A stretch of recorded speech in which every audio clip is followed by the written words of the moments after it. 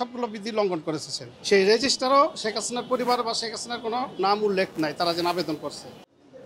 এই প্রধানমন্ত্রী যে প্লট দুর্নীতি রাজুকের, সেটা প্রথমেই যুগান্তর পত্রিকায় প্রকাশিত হইলে সেই যুগান্তর পত্রিকা প্রকাশে সেই কপি নিয়ে রাজুকে আবেদন করা হয়। সেইখানে আবেদন যাচাই বাছাই আনতে দুদক কর্তৃপক্ষ এই সালাউদ্দিন সাহেবকে সহকারে 6 জনের একটি টিম গঠন করে অনুসন্ধান করার জন্য।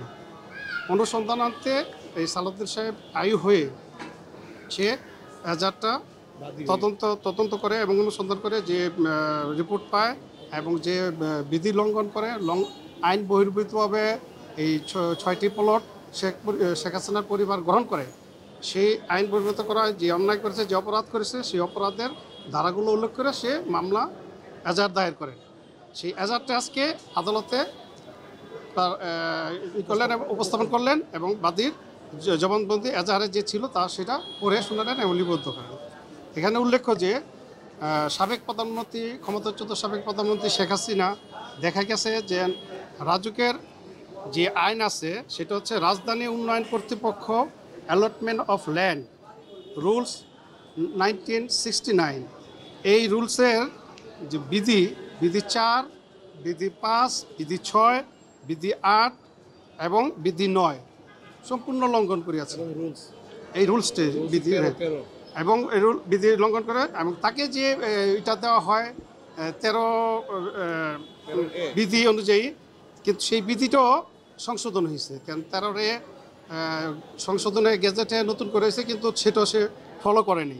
অর্থাৎ তিনি ক্ষমতার অপব্যবহার করে রাজুকের আইন অমান্য করে এখানে 4 এবং 5 আছে, 4 আছে যে রাজুক চেয়ারম্যান, বিধি 4 আছে রাজুক চেয়ারম্যান সেখানে বিজ্ঞপ্তি প্রকাশ করবে। কোনো প্লট যদি কাউকে দেয় বা সাধারণ মানুষকে দেয়, একটা বিজ্ঞপ্তি প্রকাশ করবেন। সেই বিজ্ঞপ্তিতে উল্লেখ থাকবে মূল্য এবং কী ক্রাইটেরিয়া।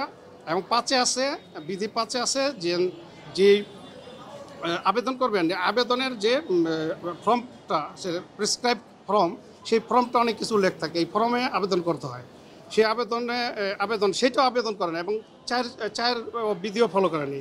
8 দেখা গেছে যে 6 দেখা গেছে সে এই আবেদন করার পরে প্রত্যেকটা নাগরিক যে আবেদন করবে তার নাম রেজিস্টারে লিপিবদ্ধ থাকে, যেন এই লোক আবেদন করছে, একটা রেজিস্টার থাকে, রাজুকের রেজিস্টার।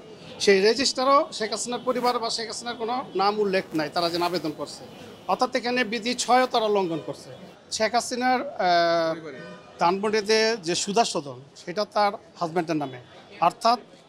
অর্থাৎ যদি পরিবারের গার্জিয়ান বা পরিবারের কোনো সদস্যর কোনো বাড়ি থাকে, সে ঢাকা নারায়ণগঞ্জে যে কোনো জায়গায় যদি বাড়ি থাকে বা প্লট থাকে, তাহলে সেক্ষেত্রে সে কোনো রাজুকের প্লট পাওয়ার হকদার না এবং তার পাবে না, এবং আবেদন করলেও সেটা বাতিলযোগ্য। হ্যাঁ, এবং সে এফিডেভিটে যে উল্লেখ করছে সেখানে সে বলেছে যে ঢাকা নারায়ণগঞ্জ কোথাও তার কোনো বাড়ি গাড়ি কিছু নেই, বাড়ি নেই, প্লট নেই, সে উল্লেখ করেছেন। এখন এখানে সে বিধি সবগুলো লঙ্ঘন করছে, প্রায় 4 থেকে 9 পর্যন্ত সবগুলো বিধি লঙ্ঘন করেছে। সে বিধি লঙ্ঘন করাতে তার বিরুদ্ধে এই অভিযোগ আনা হয়েছে।